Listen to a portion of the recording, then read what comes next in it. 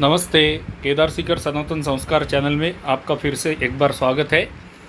आज का हमारा अलग सा टॉपिक है, क्या सनातन में जाति व्यवस्था है।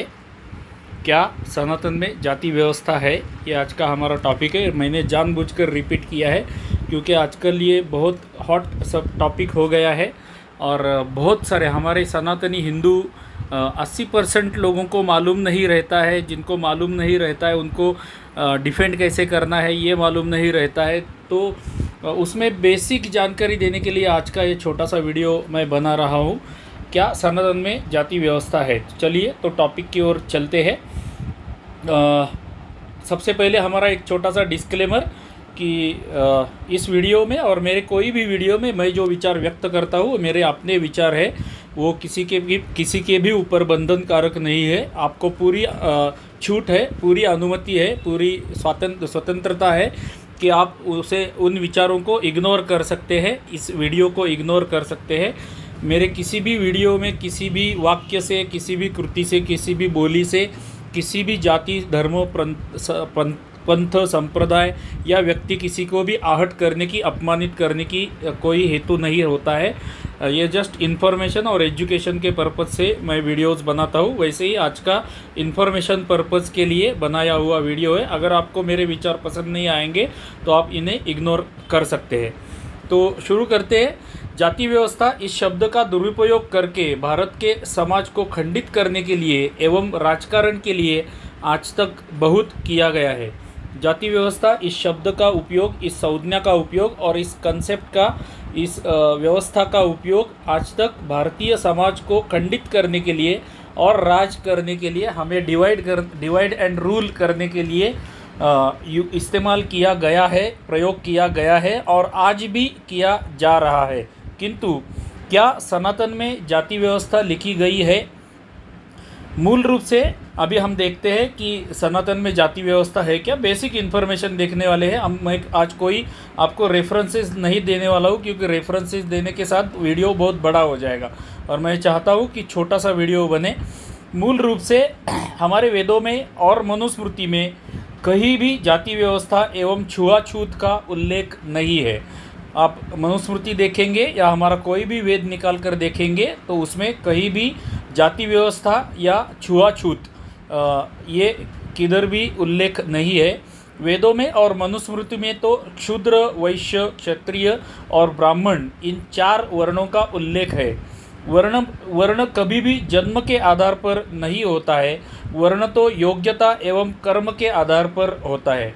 तो हमारे वेदों में और मनुस्मृति में भी जो वर्ण दिए गए हैं वहाँ पर वर्णों के वर्णन दिए हुए हैं या नाम लिखे हुए हैं। वहाँ पर किसी भी जाति का, आज की प्रचलित जातियाँ जो है, सरकारी जातियाँ जो है, वो वैसे किसी भी जाति का उल्लेख हमारे वेदों में या मनुस्मृति में बिल्कुल भी नहीं है। वहाँ पर वर्णों के नाम दिए गए हैं जो मैंने अभी पढ़े, 4 वर्ण, और वर्ण भी जन्म के आधार पर नहीं होता है। वर्ण तो उसकी योग्यता और ज्ञान और कर्म के आधार पर डिसाइड होता है। अधिक जानकारी के लिए आप सनातन समीक्षा की caste in Vedas is decided by birth और कर्मा यह स्ट्रीम देख सकते हैं। इस स्ट्रीम में वेदों के संदर्भ देखकर यह बात अच्छी तरह से समझाई गई है। तो अगर आपको इसके बारे में, जाति व्यवस्था सनातन में है कि नहीं, वर्ण व्यवस्था कैसे थी, वर्ण कैसे डिसाइड होता था, ये सब के बारे में अगर ज़्यादा इन्फॉर्मेशन चाहिए तो बहुत सारे चैनल्स, मैंने एक जस्ट सैंपल दिया है सनातन समीक्षा चैनल पर। ये एक स्ट्रीम है जिसका टॉपिक है caste in Vedas is decided by birth और कर्मा। ऐसा आप अगर सर्च करेंगे तो आपको भी मिल जाएगा। वैसे तो इस विषय पर हमारे बहुत सारे हमारी विचारधारा के बहुत सारे चैनल्स ने अलग अलग स्ट्रीम्स किए हुए। आप नीरज अद्री जी का चैनल चेक कर सकते हैं, द जयपुर डायलॉग्स चेक कर सकते हैं, डॉक्टर प्रीति निगम जी का जो चैनल है वहाँ पर देख सकते हैं। ऐसे बहुत सारे चैनल्स हैं। सनातन समीक्षा की टीम जो है उनके अपने अपने जो चैनल्स है, युगांधर जी है और सनातन रिवील्स है, ऐसे चैनल्स आप चेक कर सकते हैं। वहाँ पर आपको बहुत सारा मटेरियल मिल जाएगा, विथ रेफरेंसेस मिल जाएगा कौन से वेद में क्या लिखा है, उसका अर्थ क्या है और उसको कैसे तोड़ मरोड़ कर विश्व के सामने रखा गया, ये सब रेफरेंसेस आपको उन वीडियोज़ में मिल जाएंगे। आगे चलते हैं। हुआ यह है कि वेद और मनुस्मृति और महाभारत जैसे हमारे ग्रंथ हमारे और पाश्चात्य लोगों ने अंग्रेज़ी अनुवाद पढ़कर अपने मत बना लिए हैं। तो हमारे मनुस्मृति हो, महाभारत हो, वेद हो, इन सब के अंग्रेज़ी लोगों ने, कम्युनिस्ट लोगों ने किए हुए अनुवाद पढ़कर हमारे ही लोगों ने हमारे ही ग्रंथों के बारे में अपने मत बना लिए हैं और वही उनको लगता है कि वही सच है। मनुस्मृति का धिक्कार करने वाले और उसे जलाने वाले महान व्यक्तियों को भी संस्कृत भाषा नहीं आती थी और उन्होंने भी वामपंथी लोगों ने किए हुए अंग्रेज़ी अनुवाद पढ़कर अपने मत बनाए थे। तो हमारे बहुत सारे महान व्यक्तियाँ, भारत की जो महान व्यक्तियाँ हुई है जिन्होंने मनुस्मृति, महाभारत, हमारे वेद, इन सब का धिक्कार किया है, उन्हें जलाया है, उन्हें त्याग दिया है, सनातन हिंदू धर्म को भी त्याग दिया है, वो सभी, उनमें से बहुत सारे लोगों को संस्कृत भाषा नहीं आती थी, उन्होंने ओरिजिनल टेक्स्ट नहीं पढ़े थे या ओरिजिनल टेक्स्ट के अच्छे अनुवाद या सही अनुवाद, करेक्ट अनुवाद भी उन्होंने पढ़े नहीं थे। उन्होंने अंग्रेज़ों ने किए हुए या कम्युनिस्टों ने या वामपंथियों ने जो हमारे वेदों के, मनुस्मृति के अनुवाद किए थे, उनकी नज़र से देखकर वो अनुवाद पढ़कर अपने अपने मत हमारे ग्रंथों के बारे में बनाए गए थे। जैसे मैक्स म्यूलर हो गया, मैक्स म्यूलर जैसे बहुत सारे वामपंथी लोगों ने हमारे वेद और श्लोक, सूक्त, मनुस्मृति जैसे ग्रंथों के अनुवाद किए हैं और वो अंग्रेज़ी अनुवाद हमारे भारतीय लोगों ने अंग्रेज़ी वामपंथियों ने किए हुए अनुवाद पढ़कर अपने मत बनाए और वही सारे लोगों को बता दिए और सारा समाज जानने लगा कि हमारे ग्रंथों में ऐसा ही जाति व्यवस्था के बारे में लिखा है, छुआछूत के बारे में लिखा है, स्पृश्य अस्पृश्य के बारे में लिखा है और ये जाति व्यवस्था सनातन की ही व्यवस्था है, ऐसा लोगों का ओपिनियन या समझ बन गई। लेकिन ये सही नहीं है। अगर वेद, पुराण हो या ग्रंथ, हमारे कोई भी ग्रंथ हो, महाभारत हो या मनुस्मृति हो, अगर आपको जानना है तो आपको अच्छे अनुवाद या सही अनुवाद सुनने की ज़रूरत है। जो मैंने ऊपर चैनल्स के नाम बताए, वो चैनल्स के स्ट्रीम्स अगर आप देखेंगे तो आपको उसका सही मतलब पता चल जाएगा, उसका सही अर्थ पता चल जाएंगे, ना कि आप झरनी जैसे कोई फालतू चैनल्स देखकर अपने मत बनाएं। मैं तो सोचता हूँ कि आप दोनों साइड का भी पढ़ सकते हैं। जो झरनी जैसे चैनल जो बताते हैं वो भी आप देख सकते हैं और जो मैंने चैनल्स बताए हमारे विचारधारा के, वो भी देखिए और आप जजमेंट ले सकते हैं कि कौन सच है और कौन झूठा है। लेकिन समरी ये है, ये पैराग्राफ की, कि हमारा इतिहास, हमारी ग्रंथ, हमारे वेद, हमारी मनुस्मृति सबको तोड़ मरोड़ कर हमारे सामने रखा गया है और हमें डिवाइड एंड रूल करने के लिए इन सब का इस्तेमाल या प्रयोग किया गया है।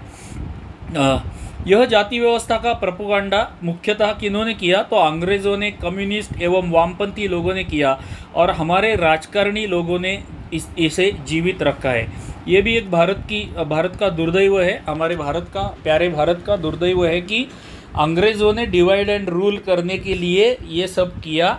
परदेसी लोगों को अनुवाद करने के लिए, वामपंथी लोगों को हमारे ग्रंथों के अनुवाद करने के लिए बुलाया। उन्होंने तोड़ मरोड़ कर डिवाइड एंड रूल सक्सेसफुल होने जैसे अनुवाद हमारे ग्रंथों के किए, वही अनुवाद हमारे लोगों ने पढ़े। अंग्रेज़ों ने जो काम किया डिवाइड एंड रूल का, उसमें हमारे ही लोगों ने अंग्रेज़ों का साथ दिया और हमें जाति व्यवस्था में बांट दिया गया। और ये सब जो अंग्रेज़ों ने किया वही अभी के राजकारणी लोग, अभी के पॉलिटिकल पार्टीज़ भी कर रही है। ये भारत का दुर्दैव है। आगे चलते हैं। हमारे भारत में तो वर्ण व्यवस्था हुआ करती थी जब यहाँ सोने का धुआं निकलता था। भारी मुग़ल, अरबी, तुर्की, ईरानी, उज़्बेकी आक्रांता और अंग्रेज़ों ने हमें बांटकर लूट लिया।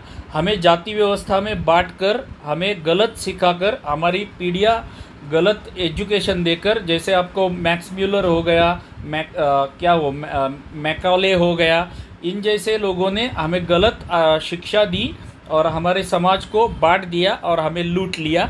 अंग्रेज़ तो लास्ट में थे, उसके पहले सारे मुग़ल और जो लिस्ट मैंने अभी पढ़ा वो सारे आक्रांताओं ने हमें यही करके बांटा और लूटा।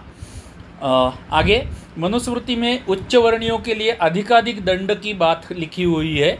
कोई भी वर्ण का कोई व्यक्ति कोई भी वर्ण में जा सकता है, यह बात हमसे छुपाई गई है। मतलब मनुस्मृति में आप अगर पूरी मनुस्मृति पढ़ेंगे या करेक्ट उसके सही अनुवाद अगर पढ़ेंगे तो आप जान सकेंगे कि मनुस्मृति में जो क्षुद्र वर्ण है एक ही गुना किसी ने किया है, एक क्षुद्र वर्ण के व्यक्ति ने किया है और एक उच्च वर्ण के व्यक्ति ने किया हुआ है, या ब्राह्मण वर्ण के। शूद्र और उच्च गलत शब्द है, उच्च शूद्र ऐसा कुछ नहीं होता है, निचला और ऊपर कुछ नहीं होता है। ब्राह्मण वर्ण के व्यक्ति ने एक गुना किया है और वही गुना शूद्र वर्ण के व्यक्ति ने किया है, तो ब्राह्मण को उसकी कई गुना ज़्यादा सज़ा देनी चाहिए, ऐसा मनुस्मृति में लिखा है। तो शूद्र वर्णों के लोगों के लिए वही गुना के लिए कम सज़ा है और ब्राह्मण वर्ण के लोगों के लिए वही गुनाह की सबसे ज़्यादा सज़ा लिखी हुई है। लेकिन और दूसरी चीज़, इम्पोर्टेंट चीज़, कि वर्ण जन्म के आधार पर डिसाइड नहीं होता था या तय नहीं होता था। वर्ण तो कर्म और उसकी योग्यता के आधार पर डिसाइड होता था। और तीसरी सबसे इम्पोर्टेंट बात कि कोई भी वर्ण का व्यक्ति कोई भी वर्ण में जा सकता था। ब्राह्मण व्यक्ति क्षुद्र वर्ण में जा सकता था, क्षुद्र व्यक्ति ब्राह्मण वर्ण में भी जा सकता था। तो ये सारी बातें जो है हमारी अच्छाइयाँ जो है यह हमसे छुपाई गई और हमारे ग्रंथों के गलत अनुवाद कर हमें मिसगाइड किया गया और हमें बांट दिया गया।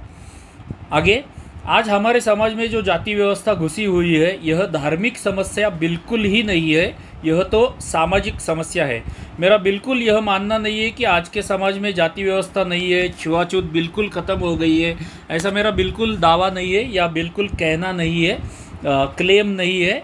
आज के समाज में भी जाति व्यवस्था है क्योंकि वो सरकार ने जीवित रखी है और सामाजिक स्तर पे भी छुआछूत या अस्पृश्य कुछ जगह पे अभी भी बाकी है।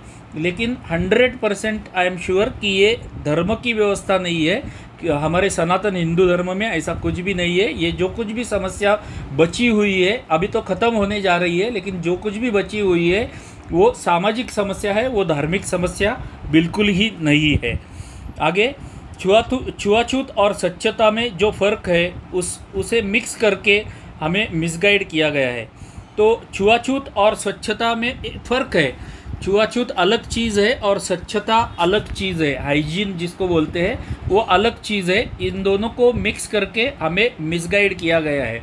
फॉर एग्ज़ाम्पल, कोई क्षुद्र वर्ण का व्यक्ति है जो बहुत अमीर है, जिसके पास बहुत सारा पैसा है, इंडस्ट्रियलिस्ट है, हमारे टाटा अंबानी बिरला जैसा इंडस्ट्रियलिस्ट है समझो, और उसके बंगले में काम करने के लिए कोई ब्राह्मण वर्ण का आदमी आता है और वो 4th कैटेगरी का काम करने वाला, टॉयलेट का कमोड रिपेयर करने वाला आदमी ब्राह्मण वर्ण का है, लेकिन वो टॉयलेट का कमोड रिपेयर करने वाला आदमी उसके बंगले में आया है जो शूद्र वर्ण का आदमी है और टाटा बिरला जितना अमीर है उसके बंगले में काम करने के लिए आया है।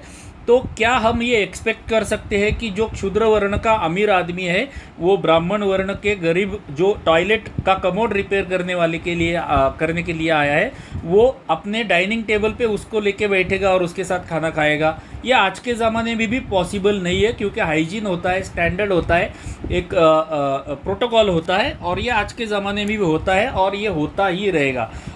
तो इस हिसाब से हम ऐसा भी कह सकते हैं कि ये जो डिफरेंस है हमारे बीच में, हमारे समाज में जो डिफरेंस है आज भेदभाव है, ये आर्थिक अर्थव्यवस्था के आधार पर है, ना कि धर्म व्यवस्था है, ना इसका धर्म के साथ कुछ भी संबंध नहीं है। आगे उदाहरण या संदर्भ, जस्ट मैं कुछ एग्जाम्पल्स आपको बताने जा रहा हूँ। कोई भी ग्रंथ या मनुस्मृति या कोई वेद का एक संदर्भ में आज के वीडियो में नहीं दे रहा हूँ, क्योंकि ऐसे बहुत सारे वीडियोस पड़े हुए हैं और 4-4 घंटे की 5-5 घंटे की स्ट्रीम्स पड़ी है जिसमें उन्होंने प्रॉपर पीपीटी में प्रेजेंटेशन में एक एक ग्रंथ और उसकी एक एक ऋचा या श्लोक या सूक्त लेकर हमें एक्सप्लेन किया हुआ है, तो वो उसमें मैं टाइम वेस्ट नहीं करूँगा, छोटा वीडियो बनाना चाहता हूँ। जस्ट मैं आपको कुछ एग्जांपल देता हूँ। राम और शबरी का उदाहरण है। शबरी क्षूद्र वर्ण की थी, राम क्षत्रिय वर्ण के थे, लेकिन फिर भी शबरी के बेर उन्होंने खाए। शबरी को भगवान राम ने वंदन किया था, नीचे झुक के वंदन किया था, ये एक अच्छा उदाहरण है। वाल्मीकि ऋषि शूद्र वर्ण के थे, लेकिन वो ऋषि बन गए। भगवान परशुराम ब्राह्मण वर्ण के थे, लेकिन उन्होंने क्षत्रिय का काम किया, तो वो ब्राह्मण वर्ण से क्षत्रिय वर्ण में ट्रांसफ़र हो गए थे। छत्रपति शिवाजी महाराज, अभी ये पुराने रेफरेंसेस छोड़ दो, मतलब पौराणिक रेफरेंसेस छोड़ के हम ऐतिहासिक कुछ उदाहरण देखते हैं। छत्रपति शिवाजी महाराज की सेना का हम लोग उदाहरण देख सकते हैं कि छत्रपति शिवाजी महाराज की सेना को अगर हम देखेंगे तो उनमें सभी वर्णों के लोग एक साथ मिलकर काम करते थे, लड़ते थे, और शिवाजी महाराज के भगवे झंडे के नीचे सब लोग एक साथ एक जैसे बराबरी के अधिकार में थे और बराबरी से सब लोग लड़ते थे। वहाँ पर कुछ भी भेदभाव शिवाजी महाराज के ज़माने में भी नहीं था। सिमिलरली छत्रपति संभाजी महाराज की भी सेना थी, उसमें भी कोई भेदभाव नहीं था। आपको मालूम रहेगा या नहीं रहेगा मुझे मालूम नहीं, छत्रपति संभाजी महाराज क्षत्रिय होकर भी उन्हें संस्कृत का बहुत ही अच्छा ज्ञान था, उन्होंने संस्कृत सीखा हुआ था। और बस छत्रपति संभाजी महाराज ने संस्कृत में एक ग्रंथ लिखा हुआ है, बहुत सारे लोगों को ये मालूम भी नहीं रहेगा, क्योंकि हमें अंग्रेज़ों ने, वामपंथियों ने और मुग़लों ने गलत इतिहास हमारा सिखाया हुआ है। हमें तोड़ मरोड़ कर हमारी बातें हमारे सामने पेश कर दी गई है, प्रस्तुत कर दी, पेश नहीं प्रस्तुत कर दी गई है, इसलिए हम मिसगाइड हो चुके हैं। उसका अगला उदाहरण शिवाजी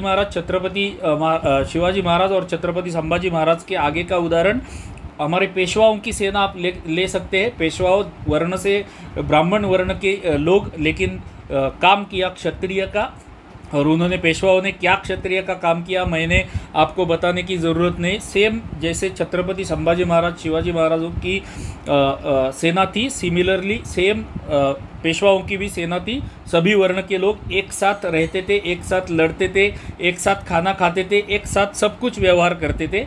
उधर भेदभाव बिल्कुल, वहाँ तक पेशवाओं के ज़माने तक भेदभाव बिल्कुल ही नहीं था। और उसके बाद में अंग्रेज़ आए और वो वामपंथी इतिहासकार आए और उन्होंने सब गड़बड़ कर दी। और सबसे लेटेस्ट उदाहरण आज की हमारी इंडियन आर्मी जो है, उसका भी आप उदाहरण देख सकते हैं। इंडियन आर्मी में भी कोई भी जाति व्यवस्था नहीं है, कोई भी वर्ण व्यवस्था नहीं है। वहाँ पर ब्राह्मण वर्ण के लोग भी सेम काम करते हैं, और शूद्र वर्ण के लोग, क्षत्रिय, वैश्य, कोई भी वर्ण का आदमी हो, वो सेम काम करता है, इक्वल दर्जा दिया जाता है, इक्वल मान सम्मान, जो भी प्रोटोकॉल्स है सबके लिए इक्वल रहता है। कोई पर्टिकुलर वर्ण के लिए या जाति के लिए कोई पर्टिकुलर ये है ऐसा आर्मी, हमारे आर्मी में आज की तारीख में भी नहीं है। तो ये इतने सारे उदाहरण है कि हमारे सनातन में, हमारे हिंदुस्तान में, हमारे हिंदू धर्म में जाति व्यवस्था बिल्कुल ही नहीं थी, हमें गलत सिखाया गया है। आगे हमारे इतिहास में ऐसे हजारों उदाहरण मिलते हैं जहाँ पर क्षूद्र वर्णीय लोग राजे, महाराजे एवं ऋषि बन गए। क्षूद्र वर्ण के लोग राजा बन गए, महाराज बन गए, छत्रपति बन गए, या बड़े राजा बन गए, या ऋषि बन गए, विद्वान बन गए। ऐसे बहुत सारे उदाहरण हैं। और ब्राह्मण वर्ण के लोग क्षत्रिय या क्षूद्र बन गए, इसके भी बहुत सारे उदाहरण हमारे इतिहास में और पुराणों में भी मिलते हैं। कभी भी किसी के साथ जन्म के आधार पर भेदभाव नहीं किए गए हैं, किसी के साथ भी जन्म के आधार पर भेदभाव कभी भी किया गया नहीं है। आइए इस झूठी और विषैली जाति व्यवस्था को ख़त्म करने में हाथ जुटाए। अभी शहरों से तो ऑलमोस्ट जाति व्यवस्था निकल गई है। जो भी जीवित रही है वो वामपंथियों ने, मुग़लों ने और सरकार ने जीवित रखी है, लेकिन धीरे धीरे शहरों से तो ऑलमोस्ट निकल गई है। गांव कस्बों में से भी धीरे धीरे ये निकलना चालू हो गया है।